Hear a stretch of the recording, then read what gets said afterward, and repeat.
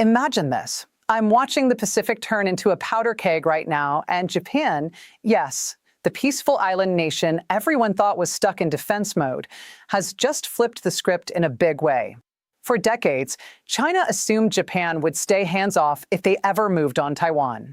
Their Navy and Air Force could surround the island with no worries from behind. But that confidence? It's crumbling fast because Japan quietly burned its old passive defense rulebook and started aiming straight at China's heart. I can't believe how fast things changed. In March 2026, Japan made 3 massive moves that hit like thunder. First, they trashed the old limits and deployed upgraded Type 12 missiles right on Kyushu. These aren't short-range toys anymore. The new versions reach about 1,000 kilometers. From there, they can hit China's eastern coast, naval bases in Shanghai, airfields in Fujian, missile sites in Zhejiang. If Chinese ships or troops try to head for Taiwan, they might get stopped before even leaving port. Beijing screamed about regional instability, but Japan isn't backing down. This is the first time in decades Japan can strike mainland China directly. It's a game changer. Second, under the waves, Japan's stealth submarines are turning the ocean into a deadly trap. They just commissioned the JS Chogyai, the 5th Taigei-class sub. These great whales are quiet killers, diesel-electric with lithium-ion batteries, almost invisible to sonar. China has to squeeze through tight spots like the Miyako Strait or Bashi Channel to reach the open Pacific and blockade Taiwan. Japan's 8 planned Taigei subs can lurk there, waiting.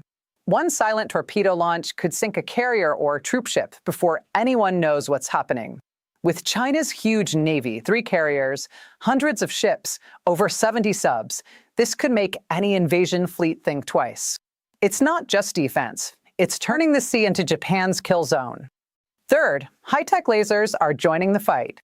Japan's test ship JS Asuka started sea trials with a 100-kilowatt laser system. Picture this: swarms of cheap Chinese drones or kamikaze UVs coming in waves. The laser zaps them in seconds, cheap, fast, no ammo needed. 2 container-sized modules do the work. Sure, China has its own lasers, but Japan is racing ahead to protect its coasts. This tech could fry threats before they get close. But it's not just weapons. Japan is hardening islands into fortresses.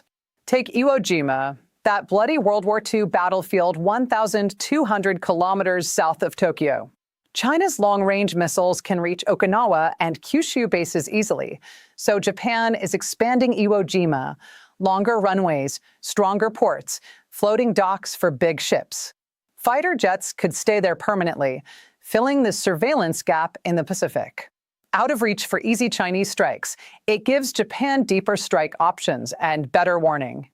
Closer to Taiwan, Yonaguni Island, just 110 kilometers off Taiwan's east coast, is getting armed too. By around 2030, Type 03 Chusam surface-to-air missiles go there on big trucks. They track hundreds of targets at once: aircraft, missiles, drones. This shatters any easy Chinese blockade dream. Japan is pouring billions into hypersonics, tomahawks, space radars, and even relaxing old weapon export rules to arm partners like the Philippines, Vietnam, and Indonesia. A new alliance ring is tightening around China. The real shock came politically. On March 7, 2026, Taiwan's Premier Cho Zheng-tai landed in Tokyo, the first Taiwanese premier visit since 1972 when ties broke. Officially, it was private to watch the World Baseball Classic. He paid himself, no official meetings. But come on, no coincidences in geopolitics. China exploded. Spokespeople called it evil designs for independence, a provocation. They summoned Japan's ambassador, slapped export controls on Japanese firms, threatened consequences. Beijing sees it as Tokyo egging on Taiwan's separatism. Why is Japan so bold? Reports say China's weapons aren't shining elsewhere, like HQ-9 systems supposedly failing in the Middle East against US/Israeli jets. China denies sales, but rumors fly. Similar stories from Venezuela, Pakistan. If true, it makes Beijing rethink Taiwan risks. Don't get me wrong, China is still massive. over 2 million troops, huge amphibious fleet, growing air force with J-20 stealth fighters. They've flown thousands of incursions into Taiwan's ADIZ, though fewer lately, maybe testing new tactics. Pentagon says China hits full invasion capability by 2027, but logistics like refueling and Taiwan's tough terrain, mountains, shallow waters, need huge forces, maybe 200, 000 plus troops over weeks. Weak spots remain. Diplomatically, Japan played smart cards. With the Strait of Hormuz mess from Iran conflict spiking energy prices, Japan eyed Russian oil again. U.S. eased some sanctions temporarily, so Tokyo is considering buys, testing China, since Russia needs cash and won't cut Japan off easily. It sends a message, alliances shift when energy hurts. Even bigger, Trump plans a China visit end of March or early April 2026, his first face-to-face with Xi since late 2025. Agenda? Trade, Iran war fallout, Taiwan. Trump might push Xi to ease up on Taiwan threats. U.S. diplomacy backs Japan's buildup indirectly. Putting it all together, China's old plan, secure rear, swallow Taiwan, looks impossible now. Japanese missiles at their doorstep, silent subs and choke points, lasers frying drones, fortified islands, new alliances, bold Taiwan visits. The Pacific steel wall is up. Xi's navy has to punch through hell just to approach Taiwan. Is China cornered? Maybe not fully. They're still building fast. But the balance shifted hard in months. The Pacific chessboard just got way more dangerous. What do you think? Will this deter an invasion or push China to act sooner? Drop your thoughts. This story is unfolding live, and it's terrifying how quickly peace can turn to tension. Stay sharp out there. Listen, I've been following this closely, and what Japan pulled off in early 2026 blew my mind. For years, China figured any move on Taiwan would be smooth sailing, no real threat from the rear. Japan was locked into passive defense by its post-World War II rules, constitution, and politics. Their military couldn't strike first or far away. Beijing planned accordingly: mass ships, planes, troops around Taiwan, secure flanks. But Japan? They quietly shredded that old playbook and went on the offensive. It's like the peaceful neighbor suddenly built a moat, watchtowers, and long guns pointed right at your house. The turning point hit hard in March 2026. Japan made 3 huge, interconnected moves that changed everything. Let's break them down one by one, because each one alone is scary. Together, they're a nightmare for any invasion planner in Beijing. First, the missiles. On March 31st, 2026, Japan deployed the upgraded Type 12 surface-to-ship missiles to Camp Kengun on Kyushu. These aren't the old short-range ones, only 200 kilometers. The new version stretches to about 1,000 kilometers, putting Shanghai's naval bases, Fujian's airfields, and Zhejiang's missile sites in direct range. From Kyushu, launchers can hit Chinese coastal targets before ships even sail. Imagine Chinese amphibious fleets loading up, then getting hammered in port or mid-strait. Beijing called it disruptive and warned of instability, but Japan pushed ahead. This fits their new counterstrike doctrine, shift from pure defense to hitting threats at the source. It's the first time since World War II Japan can credibly strike mainland China. That alone forces China to rethink secure rear lines. Second, the underwater hunters. Right around then, the Japan Maritime Self-Defense Force commissioned JS Chogyai, the 5th Taigei-class submarine, on March 10, 2026. These diesel-electric beasts, 3,000 tons lithium-ion batteries, are insanely quiet, almost ghost-like. Chogyai means long whale, fitting for silent predators. Japan plans 8 total. Why does this matter so much? China's Navy has to funnel through narrow choke points like the Miyako Strait or Bashi Channel to exit the East China Sea and reach Taiwan's east side for a blockade or landing. Those passages are perfect ambush spots. A few Taigei subs lurking there could torpedo carriers, destroyers, or troop transports without warning. China's got 3 carriers for 100-plus ships, 70-plus subs, but noise means death in those tight waters. This isn't just defense, it's turning key sea lanes into kill zones. Any admiral in Beijing staring at maps now sees red flags everywhere. Third, directed energy weapons stepping up.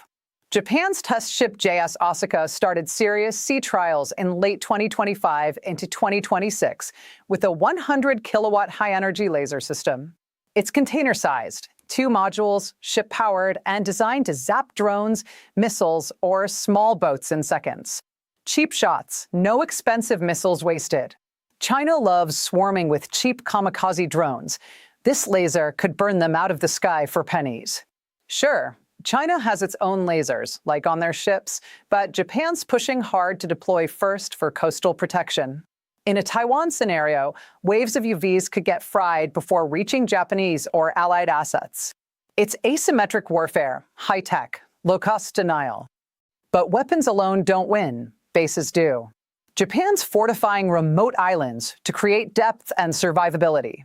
Iwo Jima, or Iwoto, that brutal World War II spot 1,200 kilometers south of Tokyo, is getting a major upgrade. China's DF series missiles easily hit Okinawa or Kyushu bases now, so Japan wants out-of-reach options. Plans include extending the runway for fighters, reinforcing ports, adding floating docks for big logistics ships. Permanent fighter jets there could scramble fast, close surveillance gaps in the vast Pacific, and provide backup if closer bases get hammered. It's turning a volcanic rock into a floating fortress, smart, because it gives operational depth. Even closer, Yonaguni Island, just 110 kilometers, 70 miles, from Taiwan's east coast. Japan plans Type 032 SAM, medium-range surface-to-air missiles. They're by around 2030 to 2031. Truck-mounted, phased array radar tracks 100-plus targets, planes, missiles, drones, engages a dozen at once. Deploying on an island that close shatters easy blockade dreams, Chinese aircraft or missiles flying near Taiwan face instant threats from Japanese SAMs. Japan's rushing southwestern island defenses, billions for hypersonics, tomahawks, space radars. They're also easing weapon exports to arm Philippines, Vietnam, Indonesia, building a loose encirclement. Politically, the earthquake was Taiwanese Premier Cho Young-tai's trip to Japan on March 7, 2026, the first by a sitting premier since 1972 ties broke. Officially private, he flew charter, paid himself $2.14 million new Taiwan dollars, receipts shown later, watched Taiwan crush Czech Republic 14-0 at Tokyo Dome in the World Baseball Classic. No official meetings. But China flipped, called it evil designs for independence provocative. Foreign Ministry threatened Japan would pay the price and bear consequences. Summoned ambassador, added Japanese firms to export controls. Beijing sees it as Tokyo greenlighting Taiwan separatism. Cho dismissed backlash as overblown, but it tested limits, and Japan didn't blink. Why so bold now? Rumors swirl China's gear underperforms elsewhere. HQ-9 in Middle East. Venezuela radars failing. If true, it dents confidence in a Taiwan op China's still massive. 2 M-plus troops, growing J-20 stealth fighters, 3 000+ aircraft, huge amphibious fleet.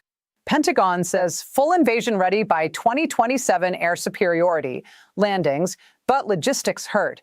Refueling, shallow Taiwan waters, mountains needing 200 000+ troops over weeks. Incursions into Taiwan's Adiz dropped lately, maybe rethinking tactics. Japan's playing smart diplomatically too. With Hormuz issues spiking oil prices from Iran mess, Japan's buying more Russian energy. Sakhalin projects ongoing despite sanctions. Tests Beijing Russia needs cash, won't cut Japan easily. Plus, Trump-eyed China visit late March/early April 2026, first face-to-face since 2025. Push on trade, Iran, Taiwan. U.S. diplomacy softens while Japan hardens defenses.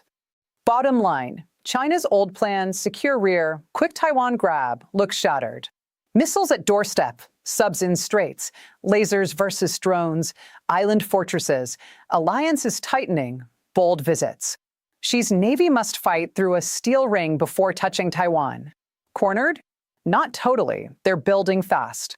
But the Pacific flipped in months. Deterrence stronger, invasion riskier. could push China to act sooner or back off. What hits you most here? The subs? The premier spaceball trip? Or how fast Japan changed? Let me know. This chess game is live and it's intense. Stay tuned.